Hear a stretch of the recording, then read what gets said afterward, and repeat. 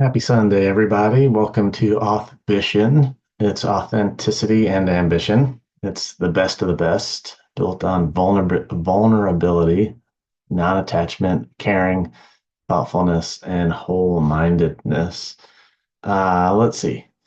Before we begin, I've got an ask for everybody. Please share this with two friends, at least two friends, and let me know why you shared it. Tell me what you like most about this and what you wish was different. If you don't share it, I'd also love to know why. Your feedback is really important to me, and there's no way I can grow this show without your support. So thank you. Just as an example, I'm doing no editing. So do you like that, or do you wish it was edited better? Um, anyway, just let me know what you think. It's the only way that I can improve this thing and decide if I'm going to continue doing it. Uh, so I'm back in my home office in Raleigh, North Carolina. I think last week I was out in my backyard. Have been doing a lot of traveling. Finally got my beard trimmed. Today is Father's Day. So happy Father's Day to all the fathers of every kind of father, step fathers, foster fathers, pet fathers. If you take care of anybody and you identify with the word father, then happy Father's Day to you, grandfathers, all the kinds of fathers. I know I like family. Any excuse to spend time with family is great. So it's not so much about Father's Day for me. It's just the idea that I get to have a bunch of family over and get to do some stuff I like to do. So I spent this morning mowing the yard and cleaning up around the outside because I love the outside of the house to look really nice. I'm gonna be making some wings and some pork tenderloins on the grill, and we're gonna have Abby's family over. It's gonna be great. My son's gonna be here, so really looking forward to that. They should get here in a little over an hour, so I can get the show on the road. Um, so let me just get into this essay that I'm going to read. It's called Please Excuse Me While I Add Some Wonder to Your Education. I might not have the right answers, but I've lived the questions. I think this is a great story that fits the theme of this podcast, and I hope you enjoy it. I'm going to try to do something maybe a little bit different this week. My son gave me some feedback. He's like, "Hey, Dad, I really like the parts of the show where you just talk at the beginning, and then when you start to read, I kind of fall off." I'm struggling with it because I like to listen to books on tape. Man, every time I say that, it makes me sound so old because they're not on tape. I like to listen to audiobooks, and that's just an author reading the book. But I get it. I get like there's the difference between just talking and reading. So I'm going to read the story, but I'm going to try to use the story as a prompt and not try to read it exactly with the words that are in the essay. And then of course I'll put the essay in the show notes. So if you want to read the original, you absolutely can do that. All right. So please excuse me while I add some wonder to your education. I might not have the right answers, but I've lived the questions. Um, so this story starts with me in my classroom. I used to teach senior design at NC State, and I thought the students might riot. I imagined them throwing like the makings of a salad at me, like in the movies when crowds are displeased with a performance. They're like throwing fruits and vegetables and salads and things at the stage. I'm not exactly sure why a head of lettuce is anything anybody would carry around, like to take to a show. I've never thought about bringing a head of lettuce to a show. But it doesn't matter. That's how I felt. And everyone in that room was just smarter than me. I imagine like if a professor from another class walked in and said pop quiz, the students would pass and I would fail. So I was like having some major imposter syndrome going on. They were looking for answers. And I couldn't satisfy those students. I'm like, hey, now, when I was hired as a design engineer, there was no textbook with answers at the back. They employed me to solve the problem. That was my job. This class is your job. The only one who can come up with the answer is you, and your answer won't be right. Ideally, it'll be good enough. There's no one greatest, best answer to anything. The students were just looking at me like I was crazy. And I looked at them like they had a whole produce aisle of vegetables to hurl back at me. Uh, so I said to the class, what's the best form of transportation? Is it a car or a boat? What car is the best? Might a helicopter be better? What if we're one of those transporters from Star Trek? Is that the best? Or might a skateboard be better? And man, as I was saying this to them, I also sympathized with them. They had 16 years of school under their belts and just one more left before reaching their wildest dreams.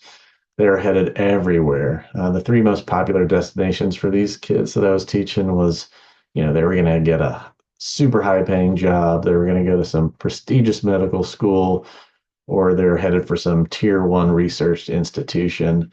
All they needed was just one more 4.0, and their futures were guaranteed glory. um, I was standing between them and their pursuits with my wishy-washy, I don't have an answer for you course, something that they just never experienced in their 16 years of education. And worse, it was 2 semesters. They'd have to be dealing with me all year long. So I can imagine they were maybe not super psyched about that. They clamored for answers. My imposter syndrome stepped to the plate and likened myself to the most famous scientific genius there ever was. What is light? This is one of my favorite examples. What is light? I asked them. Light like a flashlight. Um, a collective. The students were like, "Huh? Like you were just talking about cars and transporters. Why are you asking us about light right now?" So I'm like, just go with me. You're all seniors in and you're all seniors in engineering. You've all had physics. What is light? They started shouting back. It's a wave. It's a particle. Like, are you sure? Which one is it? Is it a wave or a particle? And so, they're like, yeah, it's both. It depends on how you observe it. Like, oh, it depends, you say. That's interesting. There's no one right answer. I'd also like to point out that it's wave theory and particle theory. I don't know about, I don't know of any experiments that disprove these theories. I also don't know of any experiment that has proven them. There's no proof in science. Anyone is welcome to challenge me on that. If you want to talk about this topic, maybe I can have you as a guest here on the show. I think I might have guests coming on at some point here. We'll see. I've got one potential that might happen in a couple of weeks. Um, some of the students would argue, but there is one right answer. It's both. It's a wave and a particle. That's the answer. Okay. Said, I bet money. If you asked Einstein what is light, he'd say, I don't know. That's right. I just did that. I compared myself to Einstein. I don't think he knows what light is. And I don't know the answer to your design problem either. Remember, they're in a design class. You'll have some theories. Hopefully, one will be reliable. If you design a skateboard, a car, a transporter, reliability is going to be the key. Being right, it depends on who will use it and what they're going to use it for. At this point, one of my students inevitably pipes in, what about math? So you're going all metaphysical on us with your theories on light, but math has proofs. I'm saying, don't get me started on math. You know, what math are you referring to anyway? They're saying, huh? What do you mean, what math? I mean that math proofs depend on what math you choose. Let's try this. Do parallel lines intersect? No. Like if that's on a multiple choice question, I bet, they're going to have yes, no, and I don't know what the other answers are going to be. Hmm, I'd say it depends. In Euclidean geometry, parallel lines never intersect, but in non-Euclidean geometry, space is curved and parallel lines can intersect. Math only proves things conditionally with a formal system of agreed upon axioms. There's classical logic, where a statement can be true or false, and then there's fuzzy logic, which allows for partial truths. Standard arithmetic assumes 1 plus 1 equals 2, but in modular math, 1 plus 1 can equal 0. Bottom line, there isn't just one math. There are many logical systems.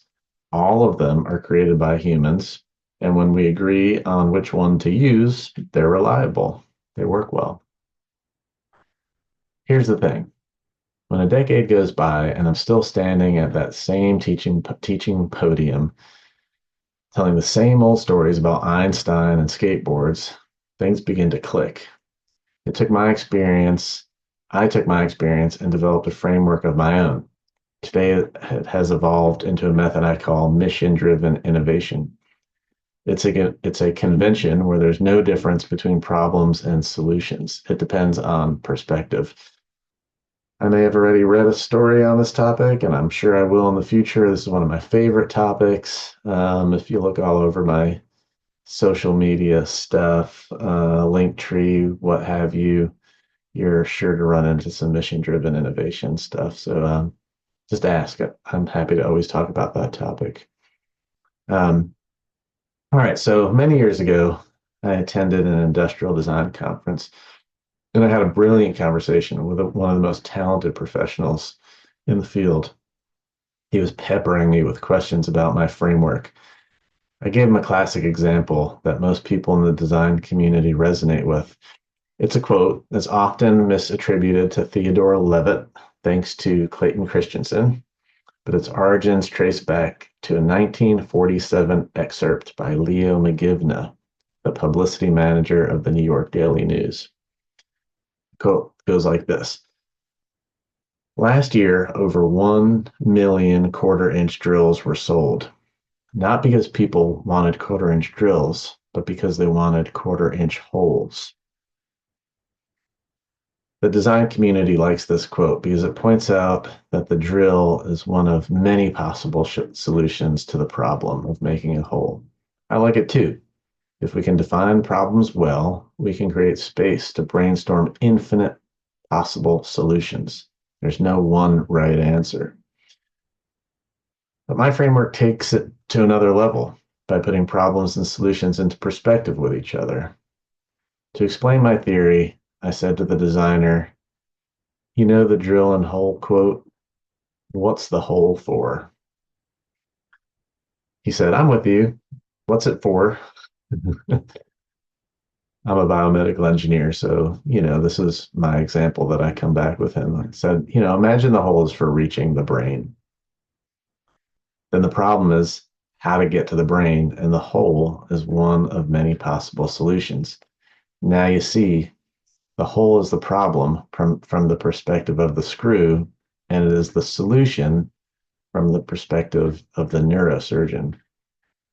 He said, okay, I'm tracking. I said, let's keep going. Thanks for joining me on this thought experiment. Um, why might we want to access the brain? I asked him. He responded, I suppose there's a tumor in there we want to remove. I said, right. So now eliminating that tumor is the problem. Accessing the brain by physical means is just one possible solution. There are many possibilities for removing the tumor that don't require access by a neurosurgeon's knife. Chemotherapy, high intensity focused ultrasound, radiation. My story hit home. Any one of the problems could be described as a solution. They aren't one or the other. Problems and solutions are the same. It just depends on perspective. What he said next made me step back. Oh, I get it. This is like Einstein's theory of relativity, but for defining problems and brainstorming solutions. My head got very big and I declared myself a genius. Uh, what I didn't expect to crash into was spirituality. Um, as we take this thought experiment higher, removing that tumor becomes the solution to living a healthy life. There are infinite solutions to healthy living. Eventually, I found the highest problem to be solved. And of course, by definition, from my man-made framework, it's just one dude made a framework. Um, it's both a problem and a solution. It is the ultimate tension.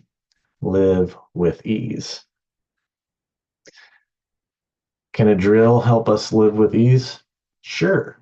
If the solution to living with ease is being healthy, and the solution to that is being cured of brain cancer, and the solution to that is getting to the brain with a drill, then yes, a drill is a solution for living with ease. And there are infinite solutions to this problem.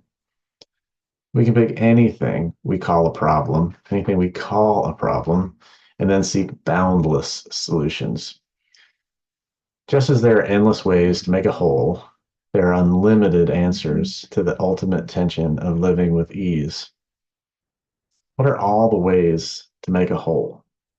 A drill, laser, punch, bore, dig, pierce, erode, and on and on. What are all the ways to live with ease?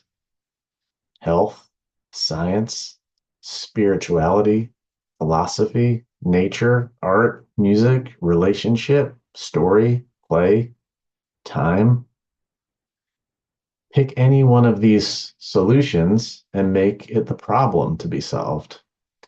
What are all the ways to have more time, to have better relationships, to experience music, to practice spirituality? Back in the classroom, I wondered why my math and science appeared more orthodox than spirituality. I wonder this all the time. This is like one of my favorite conversations. Come grab a beer with me and we can talk about this. I greatly respect all theology, all religions, agnosticism, and atheism. In a lecture hall filled with engineers who have unique and personal spiritual beliefs, I'm certain we can have a healthy and respectful discussion on the many belief systems. But somehow, math and science are taken as dogmatic truths. Is this a failure of education in the Western world? I was raised by a Catholic deacon. My dad's a Catholic deacon. My mom was a Catholic school teacher. I've got a BS in physics. I've got a PhD in biomedical engineering, and my beard's getting grayer and grayer. And I've more recently become enamored with Zen Buddhism, yoga, meditation. So far, at the highest levels and in my deepest thoughts, I've yet to find the difference between science and spirituality, math and philosophy, nature and relationships. There are many maths with agreed upon rules. There's science with all its theories. They are made by man to explain the unexplainable. They are reliable and useful frameworks. Spirituality, to me, respectfully, is the same. There are many religions with agreed upon rules. They are made by man to explain the unexplainable. They're reliable and useful frameworks.